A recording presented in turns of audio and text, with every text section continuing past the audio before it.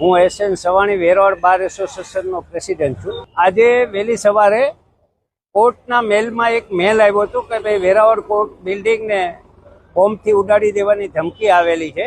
એ ધમકીના અનુસંધાને આજે સવારે 10:30-11 વાગે જ્યારે પક્ષકારો અને વકીલો કોર્ટમાં આવ્યા ત્યારે આ ધમકીના સમાચાર મળતા વેરાવળના પ્રિન્સિપલ ડિસ્ટ્રિક્ટ એન્ડ સેશન જજ સાહેબે દરેક પક્ષકારો તથા વકીલોને બધાને બહાર મોકલી અને તુરત જ પોલીસની ટીમને બોલાવી લેતા સમગ્ર જિલ્લાની પોલીસ ખડે પગે હાજર રહી અને ડોગ સ્કોડ સાથે અત્યારે વેરાવળ કોર્ટ બિલ્ડિંગની અંદર એ અંગેની તપાસ ચાલુ છે અને લગભગ 1 થી 1.5 કલાકમાં આ તપાસ પૂરી થઈ જશે એવું કહેવાનું છે।